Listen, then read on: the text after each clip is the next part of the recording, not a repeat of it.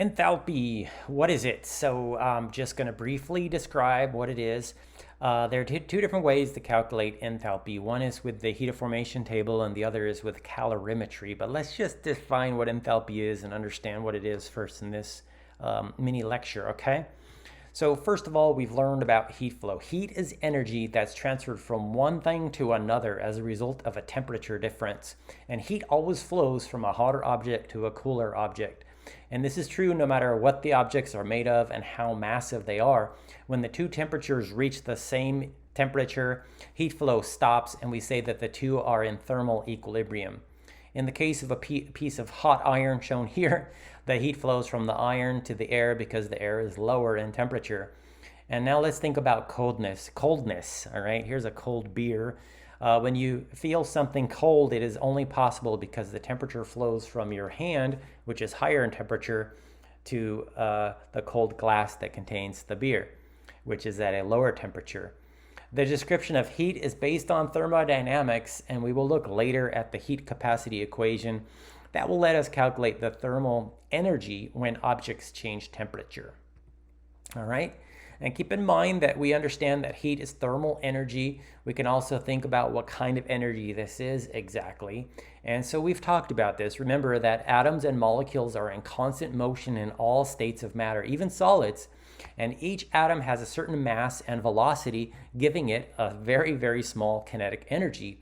And when the temperature of a material is greater, then the atoms are moving more rapidly and therefore have a higher higher energy, okay? And the idea from one of the laws of thermodynamics is that all motion completely stops at 0 Kelvin. So even a glass of water at room temperature at 20 degrees Celsius has an enormous energy because 293 Kelvin is much, much higher than 0 Kelvin, okay? Now, when heat flows from the surroundings into an object, the change in heat, or Q, is positive, okay? In this situation, the object will warm up. For example, cold water will gradually warm to room temperature as heat from the tabletop or the air, for example, transfers heat to the water. And we mathematically write Q as greater than 0, or simply Q is positive, okay? And normally endothermic processes feel cold, okay? We'll talk about endothermic in a bit. Now, when heat flows from an object to the surroundings, the change in heat, or Q, is negative. In this situation, the object will cool down. So, for example, a cup of hot tea shown here will gradually cool to room temperature as heat from the hot tea and the mug itself transfers heat to the cooler table and the air, for example, or the saucer that is touching in the room, okay? And so we mathematically write Q is less than 0, or just simply Q is equal to negative, okay? So heat in, Q is positive. Heat out, Q is negative, all right? Now, first of all, we use symbol capital H. If you take a thermodynamics course, you will learn lots of abbreviations like W, Q, S, P, and so on. It's a nightmare, all right? If you need to take thermodynamics, you're only doing so because you're going into physical chemistry or engineering. Here, we're just talking about it super simple for general chemistry, okay? So let me try to explain this.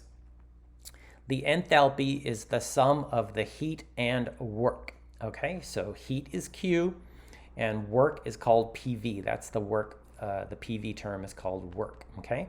And work is pressure times volume. So P is pressure and V is volume, okay?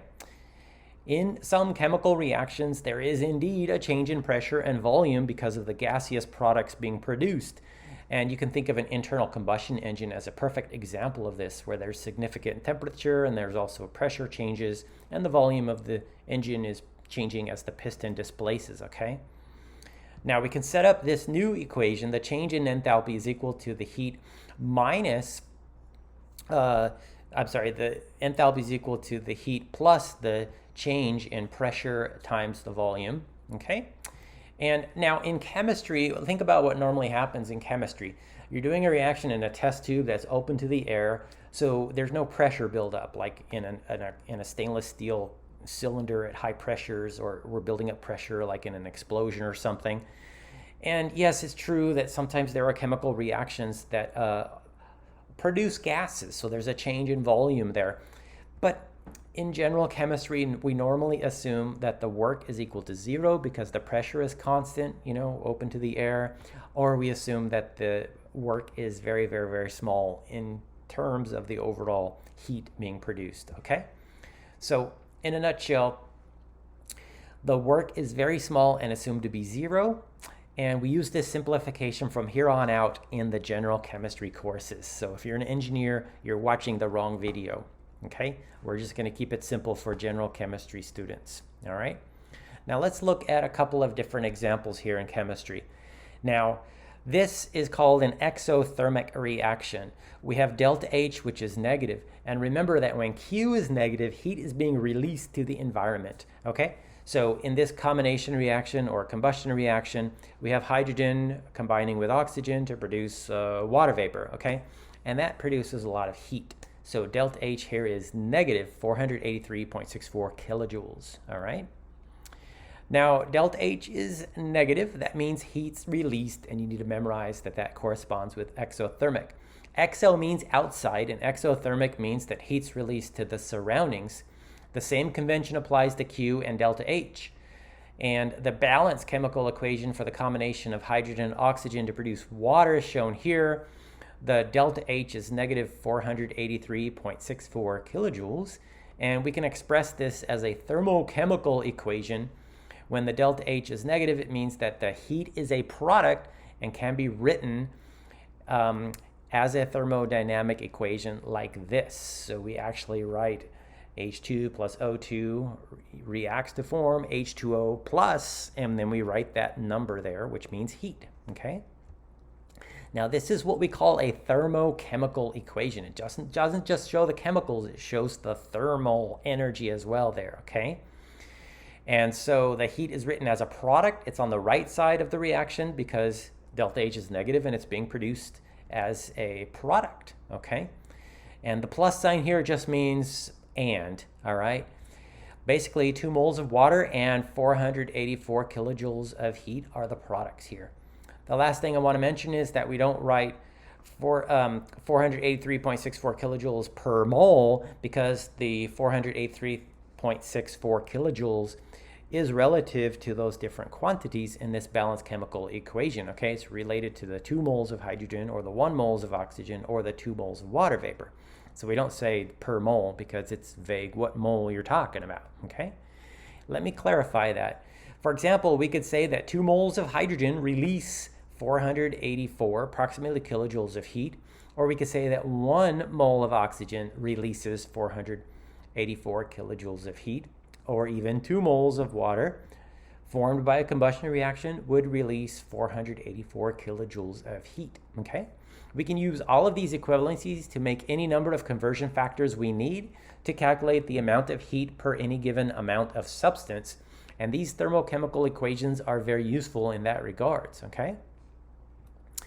In this example, we have delta H is positive. Remember that in our convention, when Q is positive, heat is absorbed, okay?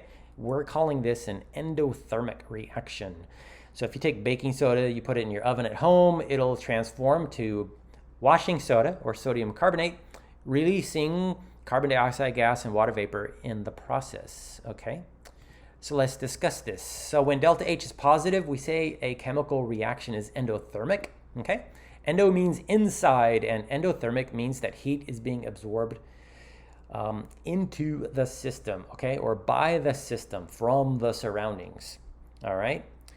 So the same convention applies to Q and delta H, all right? In a similar way, we can express the chemical reaction and the positive delta H together in what's called a thermochemical equation. Remember that if heat is endothermic, we say that heat is needed as a reactant. So we write the thermochemical equation like this with heat on the left side of the arrow. All right, so here we have the usual balanced chemical equation, and heat's shown as a number in this equation. It's indicated on the left of the reaction as a reactant because the reaction is endothermic and requires heat as an input. As I mentioned, you take baking soda and you put it into your oven, so it needs heat. The heat is on the left side of the reaction. And again, these thermochemical reactions or equations, whatever you want to call them, are extremely useful when doing stoichiometry involving heat, Okay. I wanted to mention here that the enthalpy of reactions also depend on the states of the reactants and products, okay? Take a look at this proton electron membrane fuel cell, okay? Hydrogen and oxygen combine in a very controlled manner to form liquid water and electricity. But the heat produced in this chemical reaction, as indicated here, only releases 375.56 kilojoules of heat because the product is liquid water. There's nothing being burned here. It's in a controlled battery, okay? Maybe on a space station or International Space Station or something like that, all right? Now, in contrast, when hydrogen and oxygen combine to form gaseous water, nearly 484 kilojoules of heat is released, okay? And this is definitely a combustion reaction. It's at a much different temperature. More heat is produced because the products produce gaseous water, and water in the gas and liquid state have different enthalpies, as we will see later. In rockets, we want more heat for expansion and thrust to more efficiently propel a rocket to space. But when you're doing a fuel cell to make electricity, you don't want to generate a whole bunch of heat. Maybe a little bit as a byproduct of the normal battery to produce some heat for the astronauts that are up there. But the main purpose is to produce electricity, okay? The other thing you want to consider is that the enthalpy of a reaction also depends on the moles of reactant. And this is quite intuitive. Let's look at these two combustion reactions of gasoline. It's obviously an exothermic reaction, all right? Now, this reaction is going to release a certain amount of heat per mole of octane. If we have more moles of octane, we will release a proportionately greater amount of heat. So here's a gas station, virtually exploding, releasing considerably large amounts of heat compared to this very small demonstration here on the right. Once again, Q stands for heat. H stands for enthalpy, but if you want to call H heat, I'm fine with that. I oftentimes call H heat. Exothermic reactions release heat, and the delta H is negative. Endothermic reactions absorb heat, and delta H is positive. And enthalpy depends on the states and the moles of the reactants. And that's it for this lecture. Thanks for watching. Please like this video and consider subscribing to support my channel. Have a great day, everybody.